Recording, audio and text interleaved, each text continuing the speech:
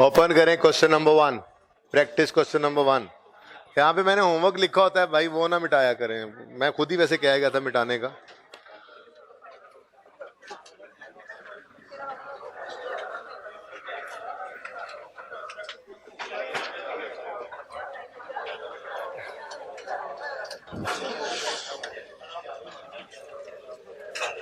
Practice set 1, practice set 1, 2 और कौन कौन सा होमवर्क था?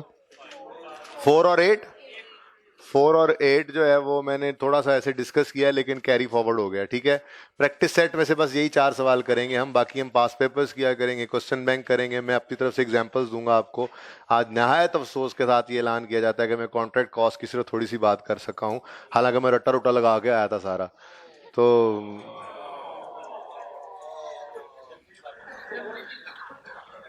कहानी सोची हुई थी, वो ही ना भूल जाए ना कि कहानी कैसे डालनी है जी। पास पेपर 1, 3 और 5, 5 और 3, 1 करवाऊंगा, 3 कैरी फॉरवर्ड हो गया, 6 और 7 आपका होमवर्क होगा। और बात करते हैं शुरू। हाँ जी, कहां से गए थे छोड़ के क्लास? यहीं से छोड़ के गए थे? सारी क्लास में बैठा नहीं कुर्सी पे तुम्हारी वजह से, माफ कर दूं? माफ दो, मैंने तो इसको माफी वाली तो बात में मामला ही को नहीं था मेरा, नाराज तो मैं हुआ ही नहीं था, वो तो मैं दुख से नहीं बैठा। फिर following information relates to the financial statements of Ayub for the year ended 31 March 2015। पूछ लेना किसी से, कोई नहीं बैठा मैं पूरी क्लास में कुर्सी पे तुम्हारी वजह से। जुर्माना होगा, बिरयानी की प्लेट, काम चल जाएगा। Following information relates to the financial statements of Ayub, सफा नंबर 867। अगर होमवर्क किया होगा तो पता होगा ना, कितने बच्चों ने होमवर्क ट्राई किया था? अच्छा, अब देखें, इसमें मैं बताता हूं कैसे बच्चे होंगे, होमवर्क कैसे किया होगा आप लोगों ने। आप लोगों ने पढ़ा होगा क्वेश्चन, फिर आप लोगों ने पढ़ा होगा सोल्यूशन, आपने कहा होगा बिल्कुल सही लिखा हुआ है उसने।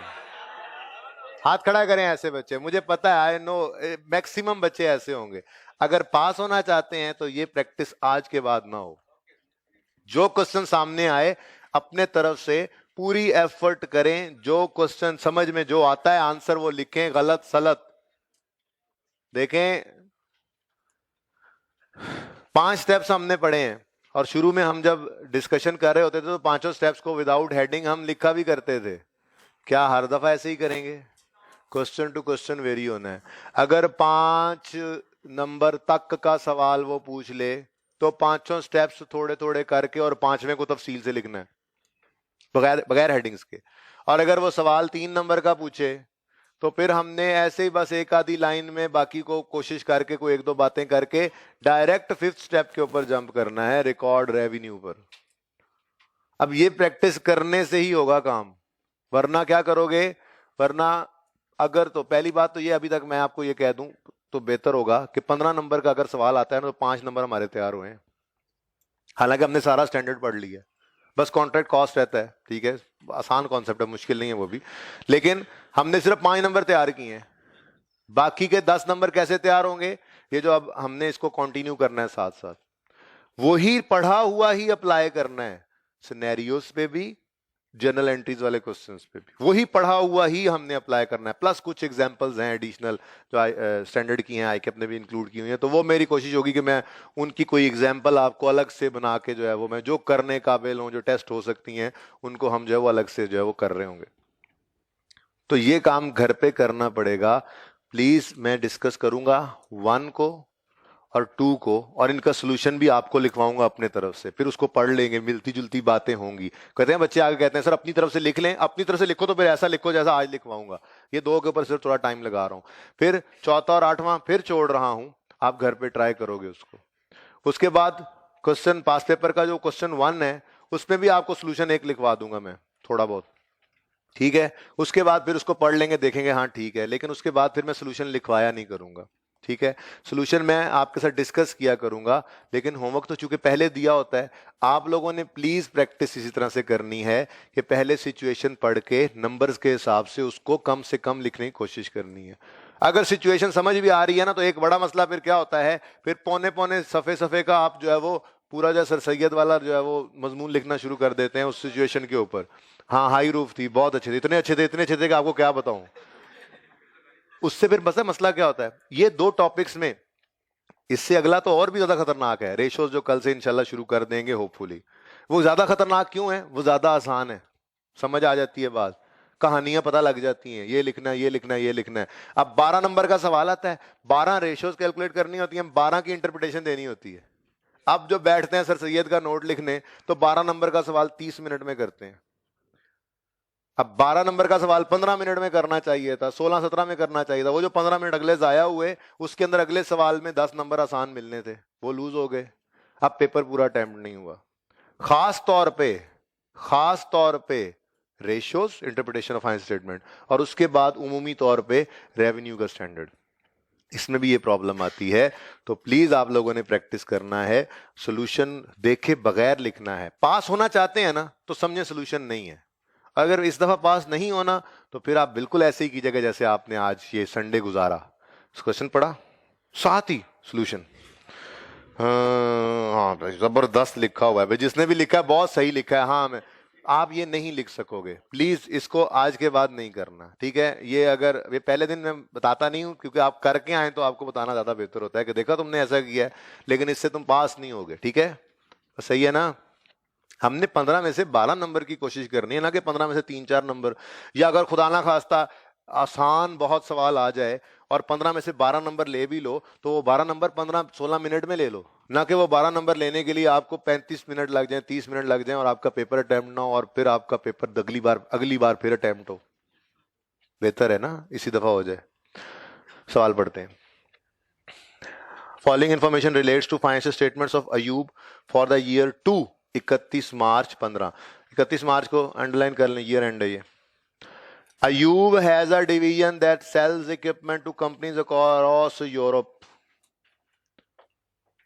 On 27 March 15, a machine costing was shipped to a... Ayub कौन है जी?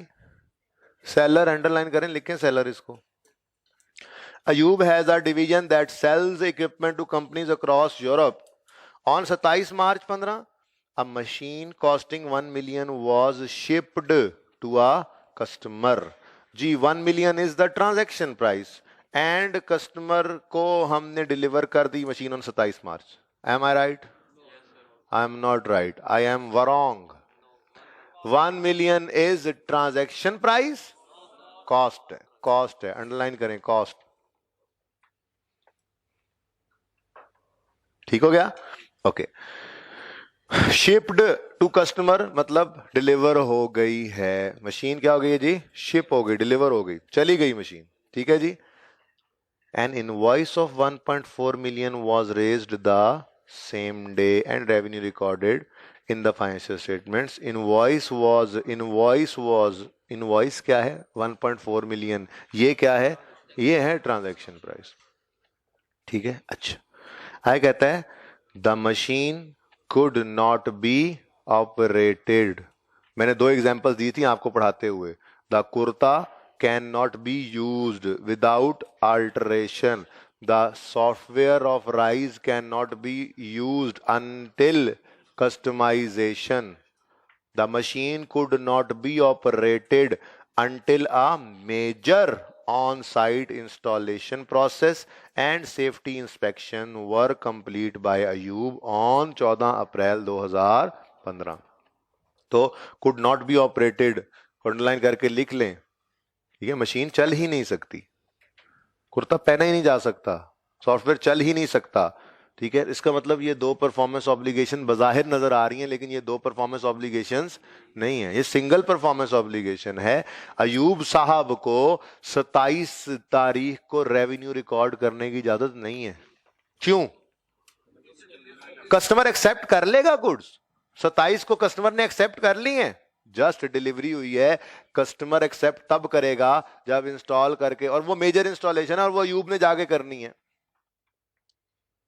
तो परफॉर्मेंस ऑब्लिगेशन सेटिस्फाई कब होगी? 14 अप्रैल को। 14 अप्रैल को जब इंस्टॉलेशन और टेस्ट रन करके मशीन को रेडी कर दिया जाएगा। ये बात समझ आई है? अब इसका आंसर लिखना है, ठीक है, वो लिखें, ओपन करें अपने रजिस्टर्स। पिछली क्लास में नहीं लिखवाया था, सोचा इस क्लास में लिखवा दूं। उनको ये लिखा हुआ कल प्रोवाइड करूंगा किसी अच्छे बच्चे से लेकर। तुम लिख लो, अच्छे तो नहीं हो तुम, बच्चे भी नहीं हो। नहीं,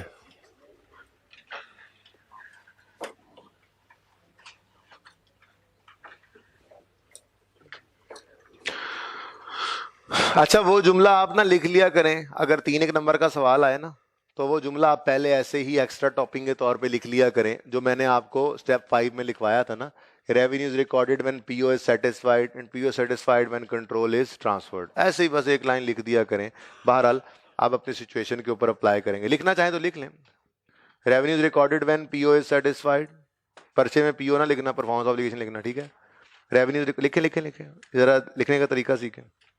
revenue is recorded when PO is satisfied, अब पीओ लिख लो ना, अभी तो पीओ लिख लो, परफॉर्मेंस ऑब्लिगेशन लिखी जा रहे हो।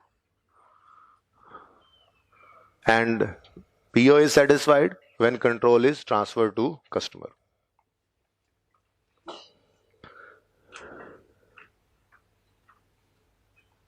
ये जल्दी लिखना है, ये तो फिर आपको तो उससे भी कम पढ़ना पड़ाऊंगा अगर आप लोगों ने इस तरह से लिखा तो। वो तो ज्यादा पढ़ लेंगे, कल मैं उनको लिखा हुआ दे दूंगा और बस फिर कोई ऐसा बच्चा मुझे चाहिए इस क्लास के एंड पे जो छोटा छोटा करके लिखता हो, एक आधे सफ़े के ऊपर ये सारी चीज़ें आ जाएं, फिर बहुत फ़ायदा हो जाएगा। ओके जी। अच्छा, बाल नेचुरल जिस तरह से आप लिखते हैं वैसे ही लिखें जी। मैं ये मुझे ये लिखवाना ही नहीं चाहिए था, मुझे कहना चाहिए था स्टेप 5 में जो बात लिखी थी वो लिख लो, लिख ली होनी चाहिए थी आपको। ओके, अब लिखें in this situation although Ayub has delivered the equipment, in this situation, although Ayub has delivered the equipment on 27th March 15, on 27 March 15, although Ayub has delivered the equipment on 27 March, but no revenue shall be recorded on this date because no revenue shall be recorded on this date because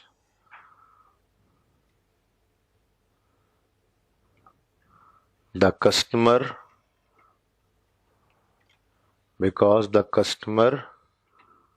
will not accept the equipment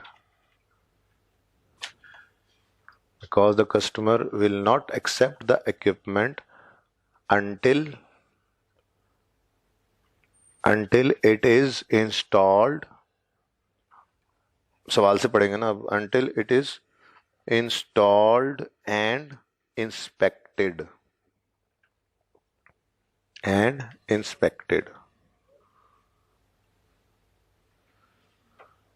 which in this case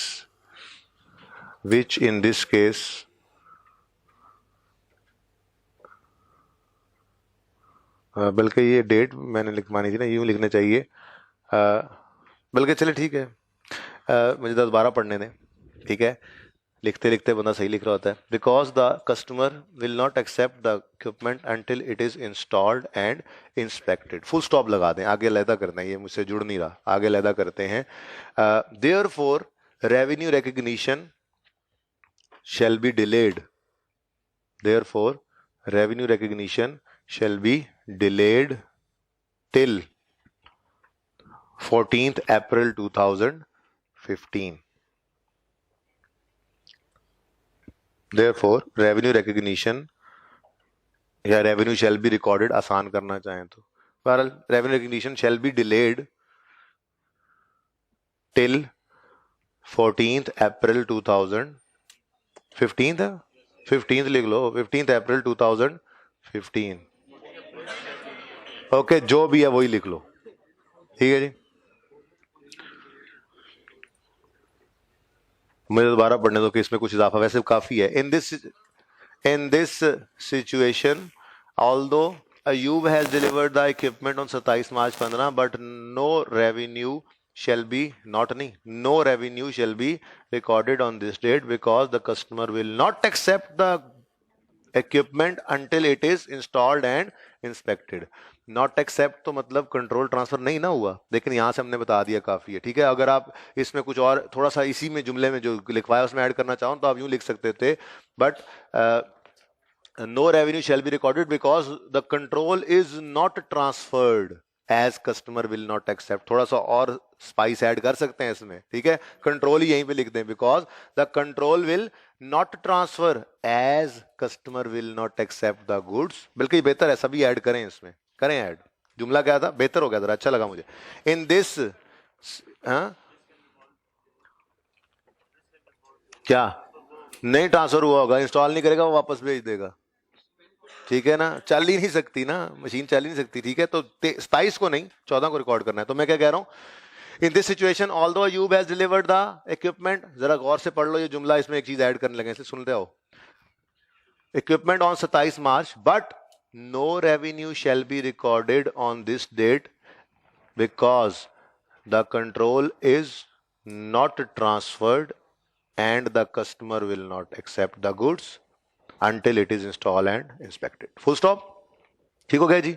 अगली बात, therefore revenue recognition shall be delayed till 14th April 2015। बस अगली बात तो हम लिख जो आए कि तब तक एक्सेप्ट नहीं करेगा जब तक वो इंस्टॉल ना हो जाए। तो इंस्टॉलेशन की डेट पे हमने क्या दिया, रिकॉर्ड कर ले रेवेन्यू। ठीक हो गया, ये तो बात हो गई खत्म, ये बात हो गई खत्म। क्योंकि ऊपर क्या लिखा हुआ, ईयर एंड क्या है 31 मार्च। तो हमने ये बात लिख दी सारी, 31 मार्च को रेवेन्यू रिकॉर्डिंग ना, बल्कि डिले करके 14 अप्रैल को, क्योंकि उस दिन इंस्टॉलेशन कंप्लीट होनी, उस दिन एक्सेप्ट करेगा। Okay.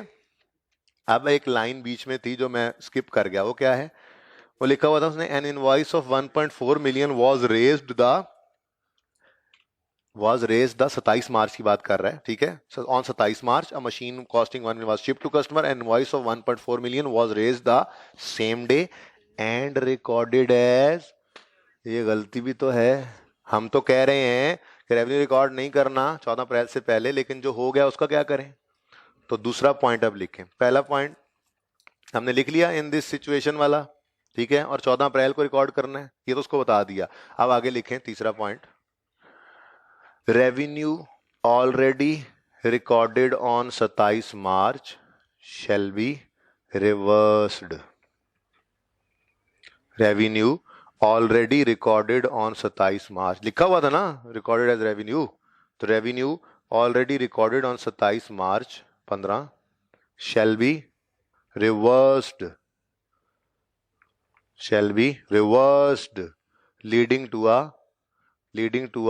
reduction of 0.4 million in profits, leading to a reduction of 0.4 million in gross profit, यूं कह लें,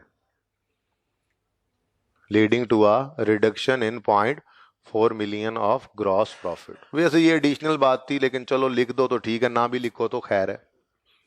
क्या मतलब, देखो उसने डिस्कशन कही हुई है, रिक्वायरमेंट देखो ना, एक्सप्लेन अंडरलाइन करो, explain the correct accounting treatment. तो पहले हमने बताया कि रेवेन्यू रिकॉर्ड करना है 14 को, 27 को नहीं करना क्योंकि कंट्रोल ट्रांसफर नहीं हुआ। और फिर साथ ही उसने कहा था रिकॉर्ड करने का, जो कर दिया ये गलत किया, ऐसे क्या करो, रिवर्स। ठीक है ना। अब उसने जनरल एंट्रीज नहीं मांगी, एक्सप्लेन कहा है तो एक्सप्लेन करना पड़े। अब मैं वो कह रहा हूं, ये जो आखिरी लाइन लिखी है ना हमने, अगर सेल रिवर्स करो 1.4 मिलियन की, तो सेल रिकॉर्डेड थी और कॉस्ट ऑफ सेल में उसकी 1 मिलियन की कॉस्ट पड़ी होगी ना, ठीक है। तो जब रिवर्स करेंगे तो क्या 0.4 का प्रॉफिट रिकॉर्डेड था ना, जीपी, वही क्या होगा, रिवर्स होगा। तो एडिशनल लाइन है आखिरी, लिख लो तो भी ठीक है, ना लिखो तो भी ठीक है, सही है। अब इस सोल्यूशन को आप घर पे जाके इस सोल्यूशन के साथ मैच कर लेना, ठीक है। कुछ चीजें कम लिखी होंगी हमने, कुछ ज्यादा लिख देंगे, बहरहाल ऐसे लिखना है आपने, सोल्यूशन बाद में देखना है। जो जहन में बातें थी आपके जहन में भी थी, लेकिन जब तक प्रैक्टिस नहीं करोगे इनको इस तरह से नहीं लिख सकोगे, बहुत लंबी चौड़ी कहानियां लिखना शुरू कर दोगे। सो प्लीज प्लीज प्रैक्टिस करना है, ठीक है। ओके, क्वेश्चन 2, जल्दी जल्दी जल्दी जल्दी। Question 2, Dawood manufactures and sells machines. Customers are required to pay a deposit of 10% on order. Underline करो 10% on order. ये एडवांस लेते हैं ना, बोलो, ऑर्डर के वक्त, ठीक है। और remaining 90% is paid on delivery. So मतलब पहले जो एडवांस आता है उसका क्या करेंगे?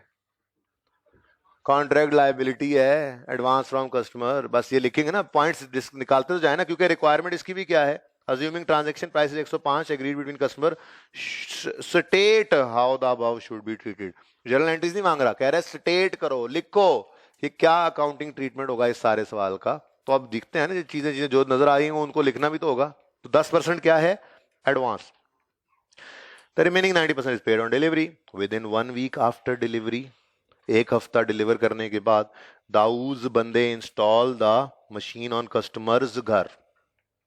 दाऊद के बंदे जाते हैं और उस इक्विपमेंट को जाके इंस्टॉल करते हैं। Installation cost are negligible and installation is सीधी आगे, स्ट्रेट फॉरवर्ड, ठीक है। क्या मतलब? वो कहते हैं इतनी सीधी आगे, मतलब स्ट्रेट फॉरवर्ड इंस्टॉलेशन है कि आपने स्विच को लगाना है, ऑन करना है, तो ये कोई मेजर इंस्टॉलेशन तो नहीं है। ये दोनों क्वेश्चन बिल्कुल कॉन्ट्रा हो गए ना इंस्टॉलेशन के हिसाब से। अभी तीसरा बताऊंगा, उसके अंदर चुप होगा, वहां पे रूल बताऊंगा। 3 सिचुएशन हो सकती है ना। इंस्टॉलेशन मेजर है तो हमने कहा रुक जाओ, रेवेन्यू रिकॉग्निशन ना करो अनलेस इंस्टॉल ना कर दो और वो चलना पड़े और वो एक्सेप्ट ना करे, क्योंकि क्योंकि इक्विपमेंट चल ही नहीं सकता जब तक इंस्टॉल ना करे। और यहां पे वो क्या कह रहा है? Installation is straight forward, underline करो, इंस्टॉलेशन इज स्ट्रेट फॉरवर्ड। भाई स्ट्रेट फॉरवर्ड का मतलब क्या है? कोई जरूरत नहीं है टेंशन लेने की कि कोई भी कर सकता है। मतलब दाऊद ने जिस दिन मशीन डिलीवर करनी है उसके हफ्ते बाद का इंतजार करे। उसके हफ्ते बाद का इंतजार क्यों करे? वो कोई ऐसी इंस्टॉलेशन नहीं है कि कस्टमर एक्सेप्ट ही नहीं करेगा। वो कहे जी आप आए नहीं, हो यार स्विच ला रहा है, तेरी मेहरबानी की होगा, स्ट्रेट फॉरवर्ड सी इंस्टॉलेशन है। बात समझ रहे हैं? तो डिफरेंट हो गया, सिनेरियो डिफरेंट हो गया, ठीक है। वो कहते हैं 10% एडवांस लेते हैं और जब डिलीवर करते हैं बाकी के पैसे आ जाते हैं, और एक हफ्ते बाद जाके इंस्टॉल करते हैं। और इंस्टॉलेशन की कॉस्ट क्या है? बंदे ने जाना है, बस 10 रुपए का पेट्रोल लग जाएगा, उसका बाइक पे इलेक्ट्रिशियन भेजेंगे, वो जाके स्विच लगा के आ जाएगा। स्ट्रेट फॉरवर्ड इंस्टॉलेशन है, ठीक है जी। हाँ, दो नॉट्स, ये इंपॉर्टेंट बात है। ये तो बातें खत्म हो गई, वो तो बातें हो गई। 10% को क्या कहेंगे? लिखते हुए हम कहेंगे 10% को क्या कहेंगे? Contract liability. और जब, या अंग्रेजी में लिखेंगे हम बातें कि 10% क्या है? Contract liability. और at the time of delivery उसको हम रिक्लासिफाई कर लेंगे और रेवेन्यू रिकॉर्ड करेंगे, ठीक है। और साथ ये भी लिखेंगे रेवेन्यू रिकॉग्निशन को नहीं डिले करेंगे अनलेस इंस्टॉलेशन, क्योंकि वो स्ट्रेट फॉरवर्ड है। ये बात खत्म हो गई। अब अगली इंपॉर्टेंट बात है, क्योंकि ये बात आपके लेवल पे इंक्लूडेड नहीं है, ये यूं कहना चाहिए आपके सिलेबस में। IAS 37 का कॉन्सेप्ट है, लेकिन क्योंकि IFRS 15 में ये 2-3 दफा बात होती हुई नजर आएगी आपको क्वेश्चंस के अंदर, तो मैं मुनासिब समझूंगा कि आपको ये थोड़ा सा समझा दूं, ठीक है।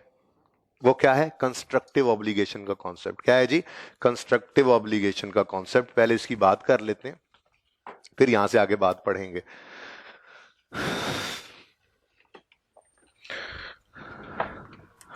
एक तो सीधी सीधी ऑब्लिगेशन है ना। सीधी सीधी ऑब्लिगेशन क्या है? चीजें खरीदी हैं, पैसे देने हैं, लायबिलिटी। क्रेडिटर, चीजें खरीदी हैं, पैसे देने हैं, क्रेडिटर, लायबिलिटी। मकान में 1 महीना रह लिया है, किराया देना है, सीधी सीधी लायबिलिटी, ठीक है। भाई आगे आ जाएं भाई साहब, ये आगे आ जाएं, रास्ता ना बंद करें, आगे आ जाएं, तशरीफ ले आए आगे प्लीज। ये सीट को परे कर दें, इधर हो जाओ यार। और सारे बच्चे जो 6 बैठे हैं वो 7वें की जगह खाली कर दें, ठीक है। आप भी बेटा साथ हो जाए।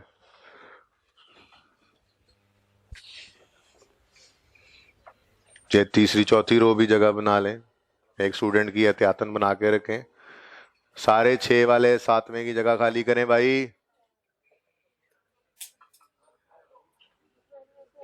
कुछ मेहमानाने ग्रामी भी लग रहे हैं, नए नए ले रहे। कैसे हैं आप? ठीक हैं, अच्छे हैं, बैठे हैं। और जगह दे दो भाई, ताड़ी मेहरबानी की कहेगी नवी सवारी आ गई, जगह ही नहीं देंगे। किराया 6 बंदियां ने दिता है, बैठे 7 सीटां दे ने, की जवाब दोगे अल्लाह नू?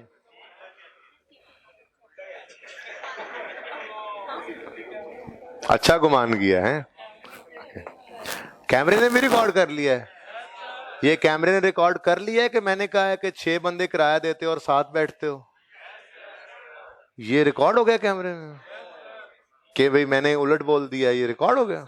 ओहो, ओके बस हो गया काम। क्या बात कर रहा था? हाँ,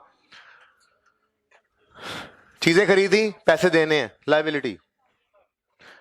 दुकान मकान इस्तेमाल कर लिया, किराया देना है, लाइबिलिटी। ठीक है। अब एक चीज होती है प्रोविजन।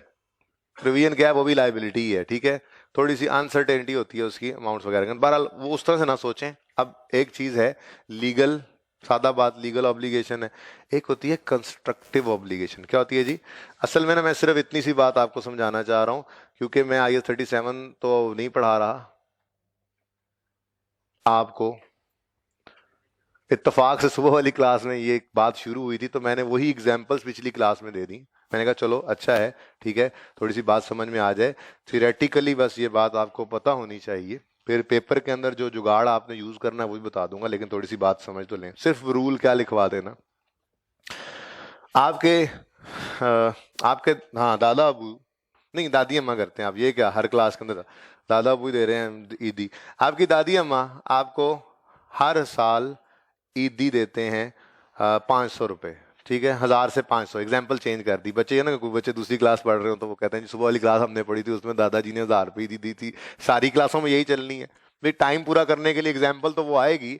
चलो फिगर्स चेंज कर देता हूँ मैं। ठीक है, दादी अम्मा ने 500 रुपये जाए हो गए। दादी अम्मा ने आपको हर ईद के ऊपर 500 रुपये ईदी देनी होती है, कड़कड़ाता हुआ नोट।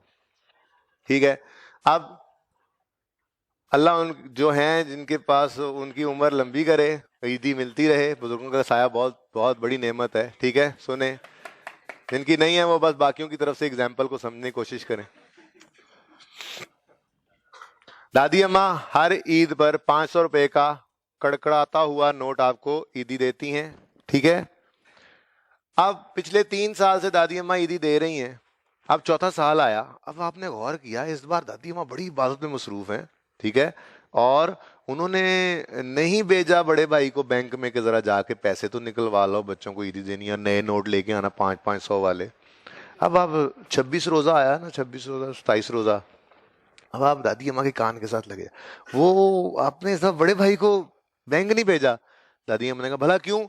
वो मैंने कहा भाई 27 रोजा है आज, कल से तो कल आखिरी दिन है, 28-29 से तो बैंक बंद हो जाते हैं, तो आपने पैसे मंगवाने होंगे। हाँ जी, क्या मतलब? दादी अम्मा 3 साल से ईदी दे रही हैं, तो आपके जहनों में एक वैलिड एक्सपेक्टेशन डेवलप हो गई है कि हमें ईदी मिलेगी। और दादी अम्मा के जूतों में पांव रख के सोचें तो वो ऑब्लाइज भी फील कर रही होती हैं। जब आप भी कमाने लगेंगे और छोटे बच्चों को ईदी देना शुरू करेंगे, तो एक बार ईदी दे लेने के बाद अगली बार हो नहीं सकता कि आप बच सकें।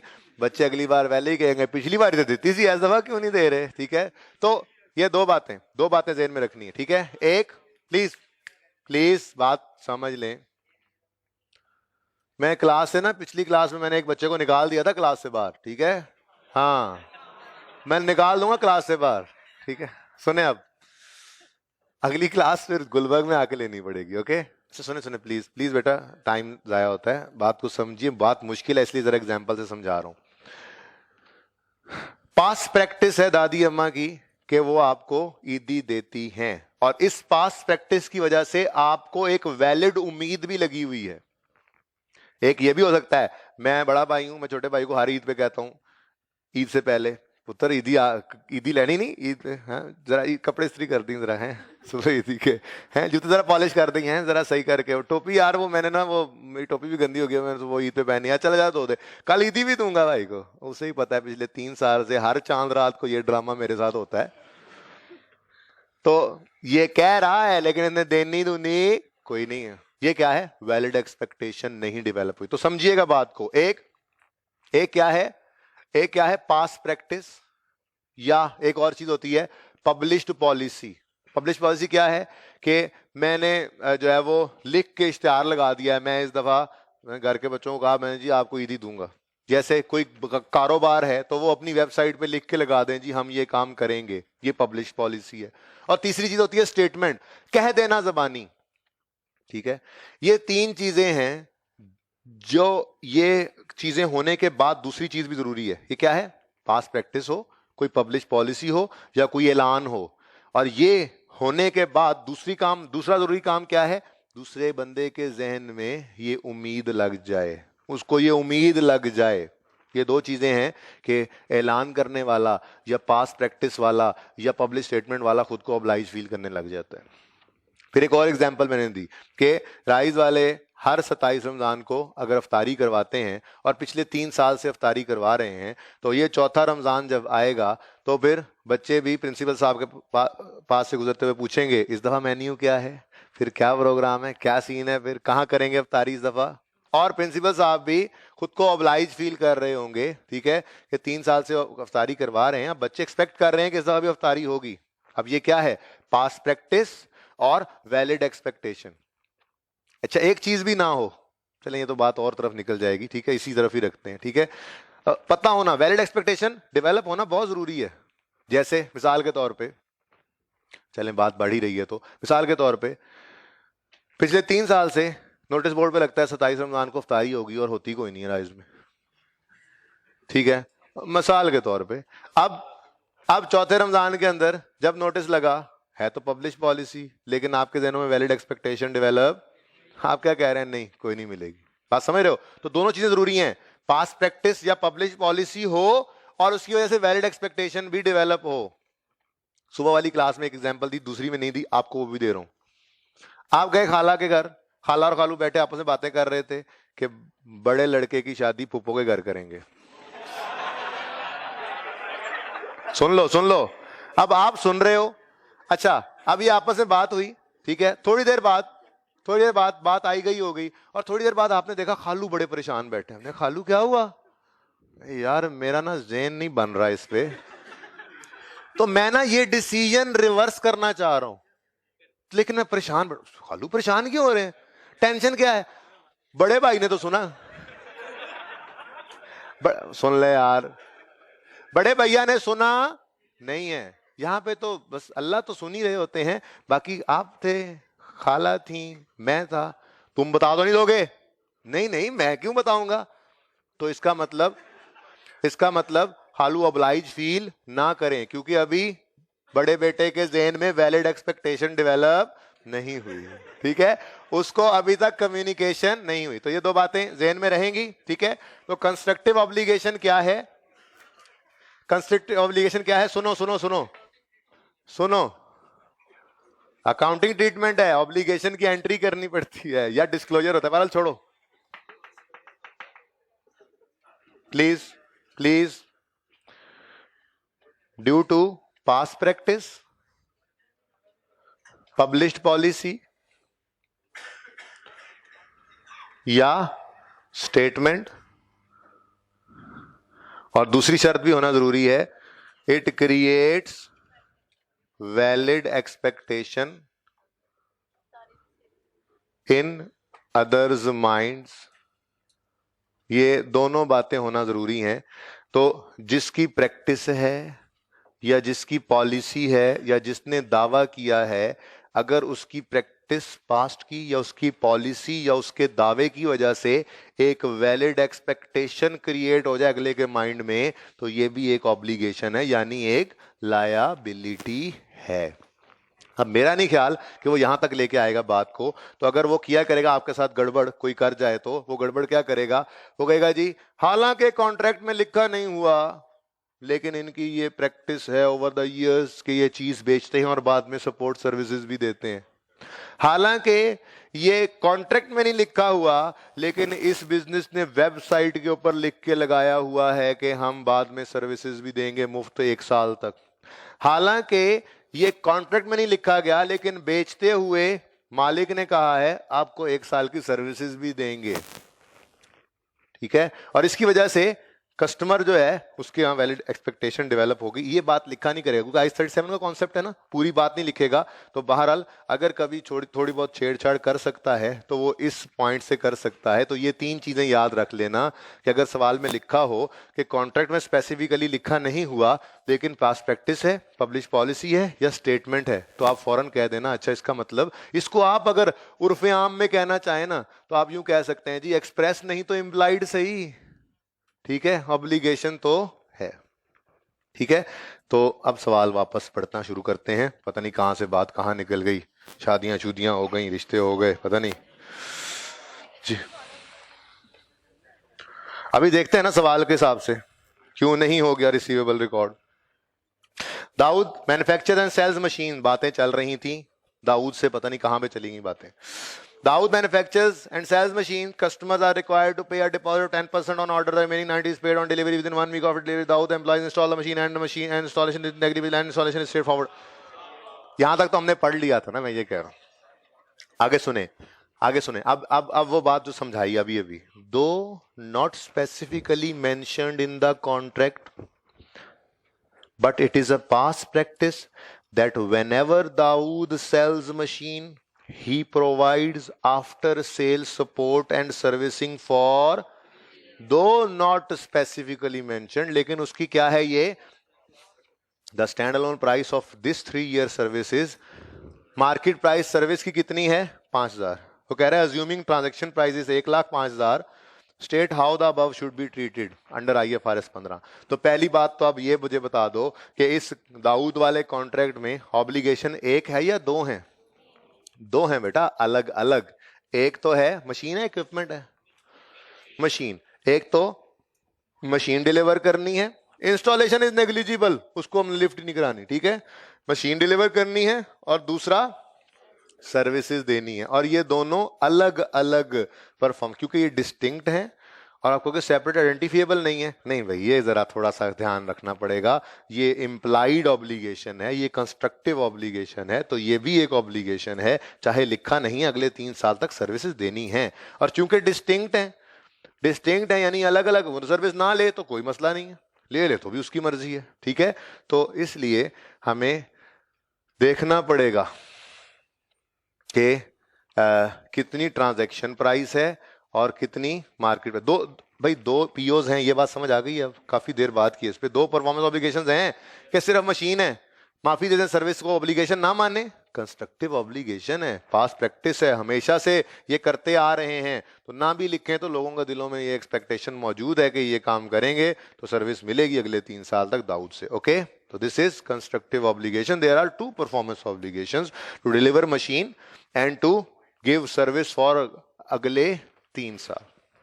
अब अगली बात आई, ट्रांजैक्शन प्राइस कितनी गिवन है जी? 1,05,000। मार्केट प्राइस की तरफ गए तो मशीन की मार्केट प्राइस गिवन नहीं थी, सर्विस की मार्केट प्राइस कह रहे हैं जी 5,000 है, और सवाल तो खत्म हो गया। रेजिडुअल अप्रोच तो है नहीं, है मार्कअप मार्जिन का डाटा नहीं है हमारे पास, इसका मार्केट असेसमेंट का डाटा, तो क्या हुआ रेजिडुअल अप्रोच तो है, तो ठीक है, इसको दफा करो। अब ये कॉलम की जरूरत ही नहीं है हमें, हम यहाँ पे लिखेंगे 5,000 और यहाँ पे लिखेंगे बैलेंसिंग 1,00,000। अब इधर देखो, मशीन का रेवेन्यू रिकॉर्ड करेंगे एट इंस्टॉलेशन। ना अयूब वाला सवाल इंस्टॉलेशन मेजर थी, रोका इंस्टॉलेशन पर। मशीन का रेवेन्यू इस केस में, दाऊद वाले सवाल में, मशीन रेवेन्यू किस दिन रिकॉर्ड करेंगे? ऑन डिलीवरी, ठीक है। इंस्टॉलेशन का वेट यहां पर नहीं करना। डन। यानी ये क्या हो गया, कोई एक पॉइंट ऑफ टाइम आ गया ना। वो एक पॉइंट ऑफ टाइम क्या है, असल में सवाल के अंदर डेट्स गिवन नहीं है, वरना मैं डेट बताता आपको। जिस दिन डिलीवरी हुई है उस दिन रेवेन्यू रिकॉर्ड कर लो, इंस्टॉलेशन का वेट नहीं करना। पैसे आ गए हैं, वो तो पहले ही आ गए थे, उसकी बात भी कर लेते हैं, ठीक है। 10% एडवांस की भी बात कर लेते हैं, ठीक है। पैसे सारे आ गए हैं, कैश डेबिट हो गया, रेवेन्यू रिकॉर्ड करो मशीन का 1,00,000। एंट्रीज ना मांगी हुई, अगर एंट्रीज मांगी हो तो मैं यूं लिखूं, एंट्रीज भी बाद में करवा देता हूं, चलो पहले बात जुबानी कर लें जी। ये पॉइंट ऑफ टाइम हो गया। ये क्या है? सर्विस का revenue, service revenue over time. अब वो 4 साल का अरसा है, 3 साल का अरसा है, ठीक है। तो 3 साल के अरसे में बांट दोगे, जितनी सर्विस दी हुई है उतना रेवेन्यू रिकॉर्ड कर लेना, जो नहीं है वो लायबिलिटी, ठीक है। अब वैसे रिक्वायर्ड जर्नल एंट्रीज नहीं है, पर मेरा दिल कर रहा है जर्नल एंट्री कर लेते हैं। 10% फिगर्स भी नहीं है, अज्यूम कर लें कुछ, नहीं फिगर्स तो हैं। 1,05,000 क्या है? Transaction price. 10% क्या आ गया? एडवांस की एंट्री की आपने, cash debit, contract liability credit, कितना बना? 10,500। ये रिक्वायर्ड नहीं है, इसलिए लिखने की खास जरूरत नहीं है, पता है आपको आती है। अब ये क्या है, एडवांस के वक्त डेट नहीं है ना, वरना वो डेट लिखता। फिर डिलीवरी ऑफ मशीन हुई उस दिन मशीन का रेवेन्यू रिकॉर्ड कर लेंगे उसी दिन। मशीन रेवेन्यू मशीन, अच्छा जी अच्छा, वैसे ही कर देता हूँ, माजरत आपकी, थोड़ी सी बात आगे पीछे हो जाए ना बस। रेवेन्यू ऑफ मैकाइंस कितना, 1,00,000। डिलीवरी क्यों, इंस्टॉलेशन का वेट ना करें, मेजर नहीं है, ओके। अच्छा, रेवेन्यू ऑफ मशीन क्रेडिट हो गया, ठीक है। ये जो कॉन्ट्रैक्ट लायबिलिटी है, अब ये खत्म हो गई, कॉन्ट्रैक्ट लायबिलिटी डेबिट। अच्छा, मैं जरा जगह थोड़ी सी नहीं छोड़ के गया, चलो रेवेन्यू मशीन्स, अच्छा जी कॉन्ट्रैक्ट लायबिलिटी डेबिट ये खत्म हो गई। अब बाकी के पैसे आए हैं, वो बाकी के पैसे कितने हैं, आ जाने हैं ना, डिलीवरी पे पैसे मिल जाने हैं ना, 90% पेबल अपॉन डिलीवरी, कितना 89500, डन। अब ईयर एंड पे आएंगे, ईयर एंड पे अब डाटा नहीं है, तो ईयर एंड के ऊपर हम क्या एंट्री करेंगे। अब आप देखो, आप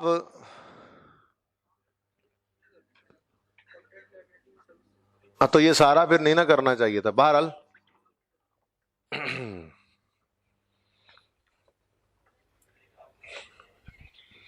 10,500 कैश आया, कॉन्ट्रैक्ट लायबिलिटी डन। डिलीवरी के ऊपर कॉन्ट्रैक्ट लायबिलिटी सारे का सारा इससे क्रेडिट नहीं करते, बहरहाल ये एक कर लेते हैं एंट्री, और उसके अलावा इस कैश के अंदर 5,000 तो वो भी पड़ा हुआ है ना, तोड़ के कर लेते हैं। ये एंट्री वैसे रिक्वायर्ड नहीं है ना, इसीलिए ये जरा सवाल इस तरह का बना हुआ है, बहरहाल तोड़ के करते हैं। ये कैश जो सारा आ गया है, इसके अंदर कुछ 5,000 का कैश क्या है, सर्विसेज के अगेंस्ट है, तो वो सारा। अब ये एंट्री टैली कैसे कर गई, पहले तो ये बताओ। आपने बैलेंसिंग निकाल दिया, ऐसे ही है ना। हालांकि इस दिन कैश तो रिमेनिंग आ गया था, लेकिन सारी की सारी कॉन्ट्रैक्ट लायबिलिटी आपको खत्म नहीं करनी चाहिए थी, आपको सिर्फ इसमें से 5500 की जो है वो लायबिलिटी खत्म करनी चाहिए, ठीक है। अब ये एंट्री टैली नहीं होगी, बाकी कितना रह गया देखो जरा, 5,000, तो बोलो 10,000 से क्या कर दें, एंट्री करनी नहीं चाहिए थी, वैसे फजूल में फंस गया हूं मैं, पिछली क्लास में नहीं की थी मैंने वैसे, ये मैं ना करके फिर आपको करवाऊंगा, ठीक है। आप लिखें सोल्यूशन लिखें, मैं करके करवा दूंगा, अभी टाइम ज़ाया हो रहा है, ठीक है भाई, मैं करके करवा दूंगा, मैं एक बार घर पे बैठ के कर लूंगा एंट्रीज, ठीक है। पिछली क्लास में यार वो आ जाते हैं, ये दरवाजा जब बंद हो ना, क्लास को तो देखो नक्को नक हुई है। ओके, लिखें, सोल्यूशन लिख लें पहले, एंट्रीज उधार रख लें। अभी टाइम 10 मिनट इस पे लग जाने हैं, बोलें ठीक है ना, कि कर लें इसको, फिर टारगेट सारी क्लासेस का ना डिस्टर्ब हो जाएगा। पिछली क्लास में इसकी एंट्री नहीं करवाई थी, उधार रहा, कल करवाऊंगा इसी सवाल की एंट्रीज, हो जानी है, पर मैं पढ़ के नहीं ना आया जरा असल में जी। बोलें, रटल खा गया हूँ, बोलें सही है, आंसर लिखें, फिर लिखें सबसे पहले 10% एडवांस, जल्दी जल्दी लिखना, 10% advance received eight the time of contract shall be treated as contract liability. 10% advance received at the time of contract shall be treated as contract liability. ठीक हो गया जी, क्यों, because Dawood has not delivered the machine on this date, या यूं लिख लें, because Dawood has not satisfied the PO on this date, ये ज्यादा बेहतर है, डन, ये पॉइंट खत्म। नेक्स्ट लिखें, अगली बात, रेवेन्यू ऑफ मशीन, आगे ब्रैकेट में लिख लें ₹100,000, ठीक है। वर्किंग की है ना हमने, वर्किंग का रेफरेंस दे सकते हैं अगर छोटी सी वर्किंग की हुई हो। बहरहाल revenue of machine shall be recorded on the date of delivery and shall not be delayed until installation. Revenue of machine shall be recorded on the date of delivery and it shall not be delayed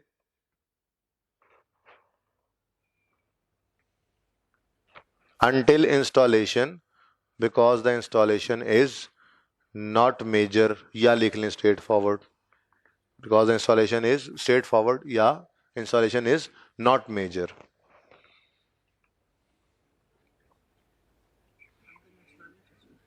Until installation because installation is straightforward.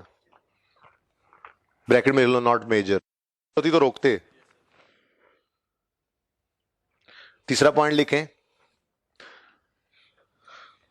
The revenue of services.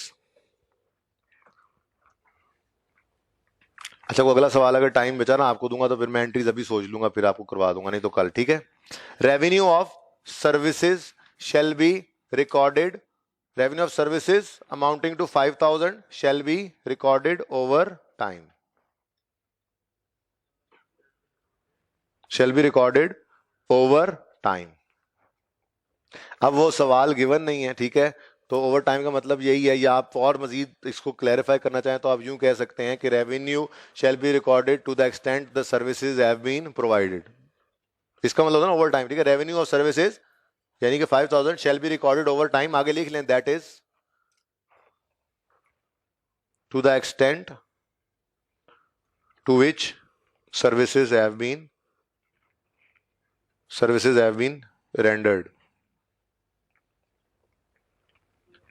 To the extent services have been provided. ठीक है. इसमें अब आगे बात की ही नहीं ना. Date देता, ईयर एंड बताता, हम बताते जी इतना रेवेन्यू. ठीक है. रह गया लिखने से कुछ. ठीक है. ओके. अब सुने एक बात, इस सोल्यूशन के अंदर उसने एक एडिशनल बात भी की हुई है, इसके अलावा लिखना नहीं है, लेकिन आप जब सोल्यूशन में मैच करेंगे जाके तो सर्विस के रेवेन्यू में ना एक बहुत ही डीप डाउन सा कॉन्सेप्ट भी लिखा हुआ है. वो क्या है? उन्होंने लिखा हुआ है, देखें जी, सर्विस जो है वो जैसे जैसे इक्विपमेंट मशीन पुरानी होगी उतना चांस ज्यादा होता है ना. यानी कि अगर आपको पहले साल में रिपेयर करवाने के चांसेस कम बनते हैं तो अगले सालों में वही ज्यादा होते जाएंगे. तो फिर 5,000 का रेवेन्यू जो है वो ऐसे बांटो कि पहले सालों में कम रिकॉर्ड करो, अगले सालों में ज्यादा. ठीक है. लेकिन ऐसी कोई इंफॉर्मेशन गिवन नहीं है, इसलिए हम स्ट्रेट लाइन पे कर देंगे.